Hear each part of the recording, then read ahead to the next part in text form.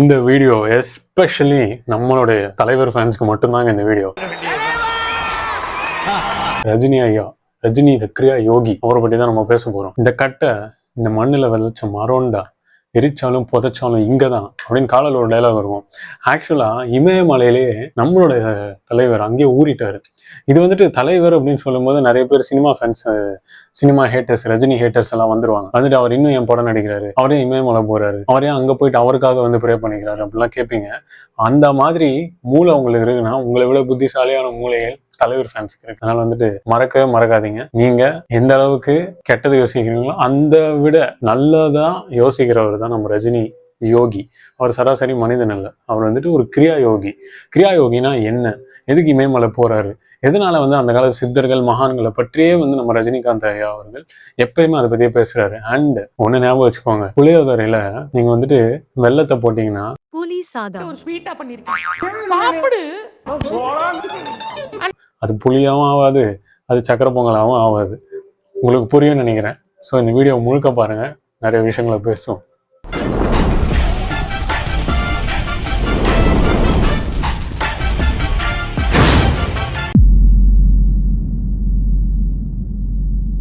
வணக்கம் dear souls, welcome to மிக்ஜில். இன்னைக்கு வந்துட்டு ரஜினிகாந்த் ஐயா ஜஸ்ட் 6 days பேக், ஓகேவா, அவர் வந்து இமயமலைக்கு போயிருக்காரு, ரிட்டர்ன் சென்னைக்கு இன்னைக்கு வந்துட்டாரு. இது என்னங்க ஒரு ஜஸ்ட் வெளியே தெரியாம இருக்க நிறைய பேருக்கு அப்படின்றது இல்லை, நிறைய பேருக்கு தெரியும். இன்னைக்கு தான் நான் அந்த வீடியோவை வந்து வந்தோடனே அவர் மேக் பண்ணலாம் அப்படின்னு தான் நான் பிளான் பண்ணேன். ஆக்சுவலா ரஜினிகாந்த் அவர்கள் இமயமலைக்கு ஏன் போறாரு, அண்ட் அவர் வந்துட்டு இவ்வளோ சொத்து வச்சிருக்காரு, இவ்வளோ காசு வச்சிருக்காரு, இவ்வளோ ஒரு பேர் இருக்கு, புகழ் இருக்கு, ஏன் இன்னும் படம் நடிக்கிறாரு? இது வந்துட்டு எல்லாருக்கும் இருக்கிற கேள்வி, பேசிக் கேள்வி. இதுக்கு வர ஃபர்ஸ்ட் இதை கிளியர் பண்ணிட்டு அதுக்கு அடுத்து நம்ம ஆன்மீகத்துக்கு போவோம். ஏன்னா முதல்ல கிரவுண்டு கிளியர் பண்ணாதான் ஆகாயத்துக்கு போக முடியும். கிரவுண்டு கிளியர் பண்ணாம போகவே முடியாது. அது ஆன்மீகத்துல இருந்தாலும் சரி, நடைமுறை வாழ்க்கையா இருந்தாலும் சரி. கிரவுண்டு விஷயத்துக்கு வந்தீங்க அப்படின்னா, எதுக்காக அவர் படம் நடிக்கிறாருன்னா, சிம்பிளா ஒரே வார்த்தையில சொல்லிடுறேன். அவர் படம் நடிச்சாருன்னா அவர்னால பல லட்சம் மக்கள் சந்தோஷமா இருப்பாங்க, இயர்னிங் வைஸ். அவர் படம் நடிச்சாருன்னா பல பில்லியன்ஸ் ஆஃப் பீப்புள் சந்தோஷமா இருப்பாங்க. அது என்டர்டெயின்மெண்ட் மூலியமா. ரெண்டே விஷயம் தாங்க. இதை விட வந்து சிம்பிளிஃபைடா நான் வந்து சொல்ல முடியாது. And I want even tell that. அவர் படம் நடிக்கிறது அவருடைய ஒரு வே. அண்ட் நீங்களே நாளைக்கு ஒரு பெரிய பிரபலமான பிறகு படம் நடிக்க மாட்டேங்க அப்படின்னு நீங்க நல்லவங்களா உட்காந்துப்பீங்களா? அப்பெல்லாம் ஒன்றும் உட்கார மாட்டீங்கல்ல. அவரும் வந்துட்டு அந்த மாதிரி நல்லவரோ கெட்டவோ அப்படின்றது கிடையாது. அவர் மூவி மேக் பண்றது மணி மேக் பண்றது கிடையாது, மணியை டிஸ்ட்ரிபியூட் பண்றது. ஸோ அந்த ஒரு நாலேஜை படித்த மக்கள் நீங்கள் தெரிஞ்சுக்கோங்க. நீங்களும் வந்துட்டு நான் சொல்லிக்க விரும்பல, வேண்டாம் அந்த மாதிரி இருக்காதீங்க. ஓகே, த செகண்ட் பாயிண்ட், எதனால ரஜினிகாந்த் அவர்கள் இமயமலைக்கு போறாரு? ரஜினிகாந்த் அவர்கள் பல ஸ்பீச்சுகள் நீங்க பார்த்துருப்பீங்க, இப்போ ஒன்று நீங்க பார்க்கலாம். பணம், புகழ், சுகம், சந்தோஷம் அப்படின்னு அதுலயே முழுகி சாகாம நான் யார், எங்கிருந்து வந்தேன், இறந்த பிறகு எங்கே போற, அந்த கடவுள் யார், அந்த ஆத்மானா என்ன அப்படிங்கிற கேள்வி வர்றதே ரொம்ப அபூர்வம். அந்த மாதிரி கேள்வி வந்த பிறகு அதுக்கு விடை கொடுக்கறதுக்கு குரு கிடைக்கிறது அதை விட அபூர்வம். குரு கிடைச்ச பிறகு அவருடைய அருள் கிடைச்சி அவருடைய போதனை கிடைக்கிறது அதை விட அபூர்வம். இது நானும் கிடைச்ச பிறகு அதை வேஸ்ட் பண்ணிக்கிட்டா உங்க விட பைத்தியக்காரங்க யாருமே இருக்க மாட்டாங்க. தயவு செஞ்சு வேஸ்ட் பண்ணிக்க வேண்டாம். இதுல அவர் வந்து உன்னிப்பாக ஒன்று சொல்றாரு, மனித பிறவி கிடைக்கிறது ரொம்ப கஷ்டம், அதை பாடாக்காதீங்க, வேஸ்ட் பண்ணாதீங்கடா பைத்தியக்காரங்களா அப்படின்றாரு. அவர் இன்னும் பைத்தியக்காரன்னு சொல்லிட்டாரு அப்படின்னு சொல்லிட்டா சில பேர் ஃபியூ ஊடகங்கள்லாம் வெளியில வந்துட்டு, அந்த மாதிரிலாம் உண்மை கிடையாது. அவர் சொல்றது உண்மையான ஃபேக்ட். இறைவன் படைப்புல, இறைவன் திருஷ்டியில மனிதர்கள் வந்துட்டு பைத்தியக்காரங்களா திரியிறாங்க, குரங்கு மாதிரி திரியிறாங்க அப்படின்றது அவர் சொல்ற ஒரு விதானம். ரீசெண்டாக கூட 2 years முன்னாடி பார்த்தீங்கன்னா ரஜினிகாந்த் அவர்கள் இன்னொரு இடத்துல வந்துட்டு YSS இன்வைட் பண்ணும்போது அங்கே அவர் வந்துட்டு பரம சிவகானந்தா, பாபாஜி, லஹரி மஹர்ஷி இவங்களை பற்றி பேசும்போது இயேசுநாதர், ராமர், கிருஷ்ணர் இவங்களுடைய ஆத்மாக்கள் இன்னும் இருக்கு, நபிகள் ஆத்மாவும் இன்னும் இருக்கு அப்படின்றது ரொம்ப அழகாக பேசியிருப்பார். அதில் ஒரு கதை சொல்லியிருப்பாரு. அது வந்து இந்த குரங்குகளுக்கு தெரியும், அதுக்குள்ளே வந்துட்டு அந்த மாதிரி ஒரு தேங்காய் அதிசயம் இருக்கு அப்படின்னு சொல்லிட்டு இந்த தேங்காய் எண்ணெயை அடிச்சுட்டு அவங்க விரும்ப போட்டுருப்பாங்க இல்லையா. அந்த குரங்குங்க என்ன பண்றாங்கன்னு சொன்னா அதுல கை வச்சுட்டு அந்த சாரத்தை எடுத்து பிடிச்சிடும். கை போகும்போது இப்படி போகும், எடுக்கும்போது இப்படி வந்து வெளியே வராது. கை இழுக்கும் வெளியே வராது, அது விடாது, போய் கத்தும், இது பண்ணும், பிளட் எல்லாம் வரும், பட் விடாது. ஏன்னா அது உள்ளே நம்மள திருப்பி இழுப்பு இருக்கலையா, அது விடாது, அது கடிக்கணும் சொல்லிட்டு போட்டு அலைஞ்சு இளைஞ்சி ஒன்று திசைங்க ஆகாம லாஸ்ட் ஒன்றும் முடியல சொல்லி சொல்லிட்டு அது விட்டுடும் போது கை வெளியே வந்துடும். அதே மாதிரிதான் நாம இந்த சம்சாரத்துல மாட்டிக்கிட்டு இவன் அப்படி ஆமா அந்த அது இது இப்படி எங்கே வருது, வெளியே வருது, இந்த கோயிலா அந்த கோயிலா, இப்படி போ அப்படி போகிறாடா, பொறுங்க மாட்டேது, விடுறாரு, அது விட்டானே. குரங்கு மாதிரி ஒரு விஷயத்த பிடிச்சிக்காதரா, அதுலேருந்து விட்டுடு. அந்த ஒரு இனிப்பு இருக்கும், அந்த இனிப்பை பிடிக்காது, அது விட்டுடுனார். சரியான ஒரு மெசேஜ் அது. அது வந்து ஒவ்வொரு யூத்துக்கும் போய் சேரக்கூடிய மெசேஜ், ஒவ்வொரு இளைஞர் ஒரு முதுமையில் இருக்கிறவங்களுக்கும் போய் சேரக்கூடிய ஒரு மெசேஜ். அதில் வந்து சொல்லுவார், குரங்கு மாதிரி மனசை வச்சுக்கிட்டே இருந்து அதை பிடிச்சி வேணும் வேணும் வேணும் நீங்கள் அதை நீங்கள் எப்போ விடுறீங்களோ அப்போ நீங்கள் நிம்மதி கிடைக்கும், அப்போ தான் நீங்கள் வந்து சந்தோஷமாகவும் நிம்மதியாகவும் இருப்பீங்க அப்படின்றாரு. ஸோ அதை விடுறா அப்படின்றது எவ்வளோ அழகாக சொல்லியிருக்காரு பார்த்தீங்களா. இதுதாங்க அவர்கிட்ட பிடிச்ச ஒரு விஷயமே. வெளியில் ஒன்று உள்ளே ஒன்று இல்லை, உள்ளே என்ன இருக்கோ அப்படியே தான் வெளியிலையும். உள்ளே என்ன வந்துட்டு அவர் தெரியப்படுத்தணும்னு மக்களுக்கு ஆசைப்படுறாரோ அப்படியே தான் அவர் தெரியப்படுத்துறாரு. இல்லைங்க அவர் இப்படி அப்படி இப்படி எப்படின்லாம் பேசாதீங்க. நம்ம யாருமே உத்தமர்கள் கிடையாது. அவர் நம்மளை விட ஒரு பீக் ஸ்டேஜில் இருக்கிறது. அவர்கிட்ட போயிட்டு நம்ம வந்து சொல்கிற அளவுக்கு ரைட்ஸ் நமக்கு கிடையாது. அதனால் புகழ வேணாம், அட் த சேம் டைம் அவர் திட்டவும் வேணாம். முடிஞ்சால் அவர் நம்ம வாழ்த்துவோம். அவரே நிறைய பேர் நிறைய இடத்துல சொல்லியிருக்காரு, நிறைய பேர்னால தான் நான் வந்து நல்லா இருக்கேன், என்னால் நான் நல்லா இல்லை அப்படின்றத அவர் வந்து உன்னிப்பாக எல்லா ஆடியோ இதுலையுமே அவர் சொல்லியிருப்பார் லான்ச்சில். ஸோ இது வந்து நான் ஏன் வந்துட்டு இமயமலை போகிறாரு, அவர் ஏன் இந்த யோகத்தை வந்துட்டு ஸ்ப்ரெட் பண்ணுறாரு அப்படின்னா, கிரியா யோகம் என்பது மிகப்பெரிய ஒரு பவர்ஃபுல்லான ஒரு வெப்பன் இறைவனை அடையிறதுக்கு. இப்போ நான் சொன்னேனே, அங்கே இங்கே அங்கன்னு கால் வைக்காம ஒரு குரு பிடிங்க, ஒரு குருவை பிடிச்சி நிலையா பயிற்சி பண்ணிக்கிட்டே இருங்க. அது எப்படிங்க அப்படின்னு இன்னொரு கேள்வி வரும். ரஜினிகாந்த் வந்து ராமகிருஷ்ண பரமஹம்சர் சொல்றாரு, ரமண மகர்ஷி சொல்றாரு, பரமஹம்ச யோகானந்தர் சொல்றாரு, பாபாஜி சொல்றாரு, ஸ்ரீராமா சொல்றாரு, இது எப்படிங்க ஒரு நிலையா இல்லையான்னு சொல்லிட்டு ஒரு கேள்வி அவரே வச்சு அவரே பதில் சொல்லியிருப்பாரு. அதை நீங்க இப்ப பார்க்கலாம். இந்த ஆன்மீகத்தில் வந்து போகும்போது கூட என்னுடைய ரசிகர்களுக்கும் சில மக்களுக்கும் ஒரு டவுட் இருக்கு. இந்த ரஜினிகாந்த் என்ன இது ரொம்ப குழம்பு குழப்புறாங்க அப்படின்னு சொல்லி அவரு குழம்பிக்கிட்டு நம்மளும் குழப்புறாங்க. ஒரு வாட்டி ராகவேந்திர சுவாமி பக்தர் சொல்லுவாங்க, இன்னொரு வாட்டி பார்த்தா ரமண மகர்ஷின்னு சொல்றாங்க, இன்னொரு வாட்டி பார்த்தா தயானந்த சரஸ்வதின்னு சொல்றாங்க, சச்சிதானந்தர் சொல்றாங்க. ஸோ திடீர்னு யாரோ சுவாமி ராமான்னு சொல்றாங்க, திடீர்னு பார்த்தா பரமஹம்ச யோகானந்தா பாபாஜின்னு சொல்றாங்க.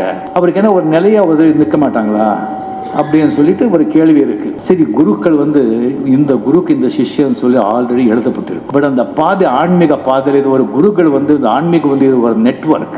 இந்த குரு இந்த சிஷ்யனுக்கு தான் அப்படின்னு சொல்லி அது சிஷ்யன் ரெடியானாதான் குருவே தோணுவான். எனக்கு முதல் குரு என் ஆன்மீக பாதையில் என்னுடைய அண்ணா சத்யநாராயண ராவ் காயக்வாட். அவர் தான் என்ன ஆன்மீகத்தில் வந்து ஈடுபட்டு எங்கே வந்து கதா காலட்சேபம் நடந்தாலும், எங்கே பஜனை நடந்தாலும், எங்கே தெய்வீக காரியங்கள் நடந்தாலும் என்னை சின்ன வயசுலேயே கையை கொடுத்து கூட்டிகிட்டு போவாங்க.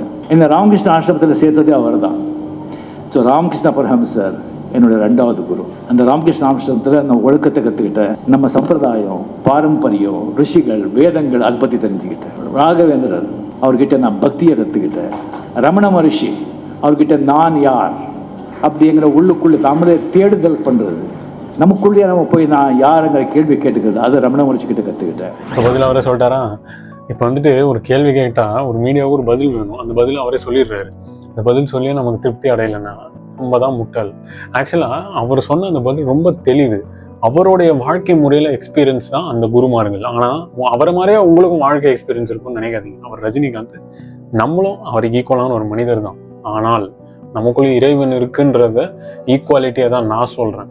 அவருடைய வாழ்க்கை புண்ணியங்கள் வேற, நம்மளுடைய வாழ்க்கை புண்ணியம் வேற. ஆனாலும் இறைவன் நமக்குள்ள ஸ்திரமாக இருக்கிறார். அந்த இறைவன் நமக்கு எந்த கிரியாயோகத்தை எப்படி நமக்கு கொடுக்க போறாருன்றத நீங்க உங்களுக்குள்ள ஃபைன் பண்ணுங்க. நம்ம என்ன, நான் யார் அப்படின்றத தேடிக்கிட்டே வரணும். அது மந்திர ஜபங்கள் மூலியமாகவோ, இந்த ஜபம் கிடைச்சா அது கிடைக்கும்ன்றது கிடையாது. இப்போ நான் ஒரு கதை சொல்லியிருந்தேன், புளியோதரை செய்யணும்னா அதுல வந்து வெல்லம் போட்டிங்கன்னா அது புளியோதரை ஆகாது. அந்த சேம் டைம் அது சக்கரை பொங்கலும் ஆகாது. இது ரெண்டுமே இல்லாமல் கடைசியில் வந்து நொந்து நூடுல்ஸ் எழுவீங்க. இது ஏன் நான் வந்து சொன்னேன்னா, ஒரே ஒரு விஷயம்தான், யோகத்தை நோக்கி வரேன்னா வந்துருங்க. அதில் கொஞ்சம் அப்புறம் பின்னாடி டெம்பிள்ஸ் போகிறது இந்த மாதிரி செய்யாதீங்க. யோகத்துள்ளே வந்தீங்கன்னா அதோடைய மார்க்கமே வேறு. அதுதான் நம்ம இங்கே சொல்லிக் கொடுக்குறோம் மிக்ஜியில். மார்க்கமே வேறு, அது அட்வான்ஸ்டு டெக்னிக்ஸ். அது பண்ணணும்னா உங்கள் பாடி கரண்ட் எல்லாம் வந்து ஒருநிலைப்படணும். நீங்கள் வந்துட்டு நான்வெஜ் விடணும். இது மாதிரி பல ரூல்ஸ் இருக்குது, பட் வெரி பீஸ்ஃபுல் ரூல்ஸ். இதெல்லாம் பயிற்சி பண்ணவங்களுக்கு அந்த ஒரு நிம்மதி கிடைக்கும். இதே தான் ரஜினிகாந்த் அவர்களும் அந்த ஒரு ஸ்பீச்சில் சொல்கிறார். யோகம் எல்லாத்துக்கும் ஒரு ப்ராக்டிஸ் இருக்கணும். ஓம் சொல்கிறதோ மந்திரம் சொல்கிறதோ இல்லை. அதுக்குன்னு ஒரு சயின்டிஃபிக் டெக்னிக் அண்ட் மெத்தட் இருக்குது, ப்ரூவன் பை பில்லியனர்ஸ். Proven by scientist, proven by so many astronomers. So இது வந்துட்டு ஜஸ்ட் லைக் தட் பேச்சு இல்லை இந்த யோகம். It's a weapon. இந்த வெப்பனை வச்சுக்கிட்டு இறைவனை எப்படி அடையணும், குண்டலினியை நம்ம தள்ளி வச்சு ஒரு படிப்படியாக நம்ம வந்துட்டு அந்த வேவ்ஸ் எல்லாத்தையும் கடந்து போய் குண்டலினி அப்போ ஆக்டிவ் ஆகும். அப்போ தான் நம்மளுடைய ஆக்டிவிட்டிஸ் எல்லாமே வந்து ஒரு நிலைப்பற்று இறைவனை அடைந்து வர. குண்டலினி எப்பயுமே அவுட்டர் வேர்ல்டில் இருந்ததுன்னா குண்டலினி வந்து ஏறாது. அதனால தான் அதை தள்ளி வைக்கணும், அவுட்டர் வேர்ல்டு குண்டலினி. அதுக்கப்புறம் தான் இது வந்து ஸ்திர நிலையில் சுலமன நாடியில் ஏற்றணும். இவ்வளோ பயணங்கள் இருக்குது. இது ஒரு பெரும்பாலான ஒரு விஷயம். மறக்காம நம்ம சேனலை சப்ஸ்கிரைப் பண்ணிக்கோங்க. இன்னைக்கு ஸ்பான்சர் ஆஃப் த வீடியோ என்னன்னா மேஜிக்கல் ஹெர்பல் ஆயில். இது வந்துட்டு நம்ம லைவாக மேக் பண்ணுற ஒரு ஆயில். இந்த ஒரு ஆயில் பார்த்தீங்க அப்படின்னா ஃபுல்லாக எக்ஸ்ட்ராக்டட், நாட் வந்து கெமிக்கல்ஸ், எசன்ஸ் கிடையாது, எக்ஸ்ட்ராக்டட் ஃப்ரம் ரா ஹெர்ப்ஸ்லேருந்து எடுத்து அதை வந்துட்டு இப்படி மேக் பண்ணி அதை வந்து உங்களுக்கு ஒரு ஆயிலாக ஒரு பாட்டிலில் வந்து நம்ம கொடுக்குறோம். ஸோ யாரெல்லாம் வந்துட்டு பர்ச்சேஸ் பண்ணணுமோ இந்த ஒரு நம்பருக்கு நீங்கள் காண்டாக்ட் பண்ணலாம். கிரியாயோகம் கற்றுக்கணுனாலும் இந்த நம்பருக்கு நீங்கள் காண்டாக்ட் பண்ணலாம், இலவசமாக கற்றுக்கலாம். அண்ட் நம்ம யோகாவும் சொல்லி கொடுக்குறோம். அது வந்து 329 per month. ஸோ இதுதான் ஃபார்மேட்.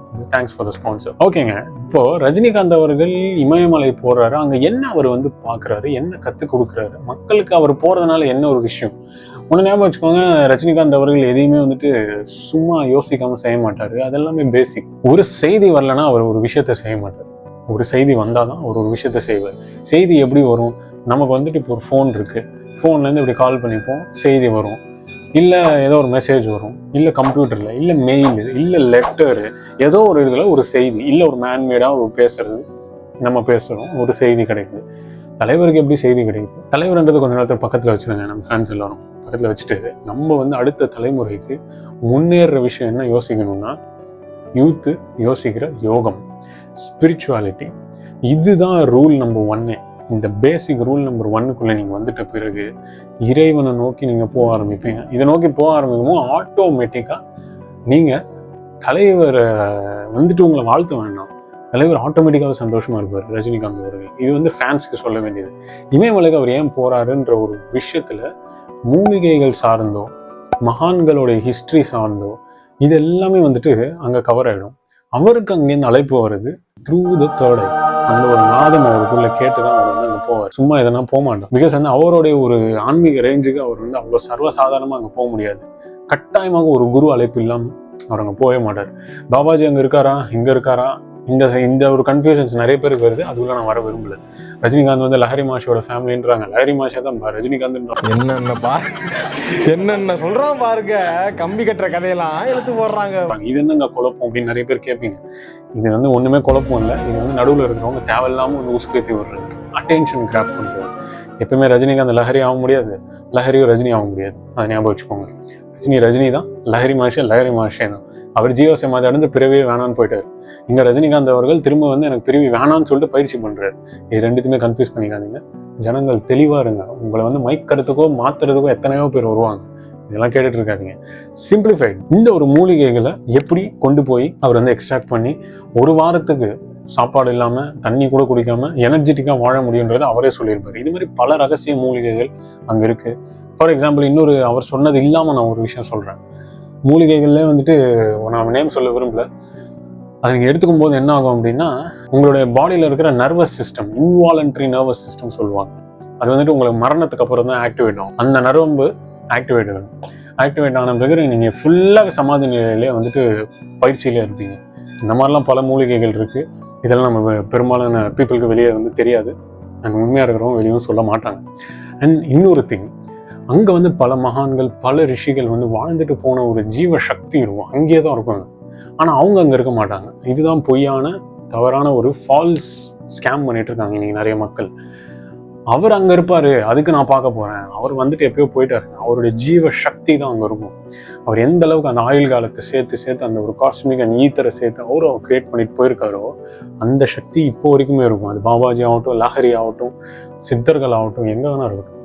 அது அங்கே நீங்கள் போயிட்டு வரும்போது உங்களுக்கு நீங்கள் யாருன்னு தேடுறதுக்கு ஒரு ஆப்பர்ச்சுனிட்டி கிடைக்கும்ன்றதுக்கு தான் ஜீவசமாதிக்கு போயிட்டு வாங்க, நல்ல ஒரு பழமையான கோவில் போயிட்டு வாங்க அப்படின்னு சொல்லுவாங்க.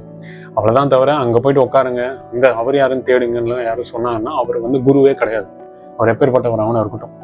ஸோ அங்கே போயிட்டு அந்த கேவில் உட்காந்து அவர் பயிற்சி பண்ணும்போது அவருக்கு ஒரு பீஸ், வீட்டில் இருந்தாலும் பீஸ் தான், அங்கே இருந்தாலும் பீஸ் தான், ஒரே பீஸ் தான். ஆனால் அங்கே போகும்போது கூஸ் பம்ப்ஸ், அங்கே போய் ப்ராக்டிஸ் பண்ணும்போது அது ஒரு தனி happiness. So that is a choice, that is his choice. So அவருக்கு குருமார்கள் அப்படி தான் வந்துட்டு அவர் சொல்கிறாங்க. நமக்கு எப்படி வந்து ஆன்மீகத்தை ஸ்ப்ரெட் பண்ண சொல்கிறாங்களோ அவருக்கு குருமார்கள் அது சொல்கிறாங்க. ஸோ இதுதாங்க சாப்டரு. இமயமலை போய் அவர் செய்யக்கூடிய ஒரு பயிற்சிகளும் விஷயங்களும் வெளியில் கேமராவில் எல்லாமே அவங்க காட்ட மாட்டாங்க. அங்கே போயிட்டு he will do the basic kriya techniques. Advanced kriya டெக்னிக்ஸும் அவர் பயிற்சி பண்ணலாம், பட் அதெல்லாம் கேமராவில் ஷூட் பண்ண மாட்டாங்க. பிராணாயாமான்றது ரொம்ப பேசிக், முத்திரை போடுறது ரொம்ப பேசிக். இதெல்லாம் வந்து குரு மந்திரம் இல்லாமல் உங்களால் போட முடியாது. குரு சொன்னாதான் இதெல்லாம் செய்யணும். ஸோ இப்பேற்பட்ட கிரியாவை ரஜினிகாந்துக்கு எப்படி கிடைச்சிருக்கோ உங்களுக்கும் கிடைக்கும். நீங்களும் அந்த பாக்கியசாலி தான். உங்களுக்குள்ளேயும் ஆன்மா இருக்கு, நீங்களோட டெட் பாடி இல்லை. அதனால டெட் பாடி ஆகிறதுக்கு முன்னாடி இறைவனை பிடிங்க, ஷபாஷ் அப்படின்ற ஒரு பட்டத்தை நீங்கள் வெல்லணும். இறைவனுக்கு குட்டுன்னு நினச்சிக்கோங்க, பீப்புளுக்கு குட்டாக இருக்காதீங்க. இறைவனுக்கு குட்டாக இருங்க, ஆட்டோமேட்டிக்காக பீப்புள் உங்களுக்கு வந்து குட்டுன்னு வாங்க. So this the point, always live in God. Rajinikanth ஐயா வந்து இந்த ஒரு வீடியோவை பார்க்குறாரு அப்படின்னா எனக்கு மிகப்பெரிய ஒரு ஆனந்தம், பேரானந்தம். ஆக்சுவலாக கிரியா ரிலேட்டடாக வந்து பெரும்பாலான ஒரு ஃபிலிம் சப்ஜெக்ட்ஸ் வந்துட்டு நாங்கள் ப்ரிப்பேர் பண்ணிகிட்ருக்கோம். இது வந்துட்டு அவருக்கு போய் சேருறதுனால பெரிய விஷயம். அண்ட் இந்த மாதிரி ஒரு விஷயங்கள் இன்னும் பல பேருக்கு போய் ரீச் ஆகணுன்றது தான் அவருடைய ஒரு ஆத்மார்த்தமான ஒரு எய்மும் எங்களுடைய ஒரு ஆத்மார்த்தமான ஒரு எய்மும். அறிவு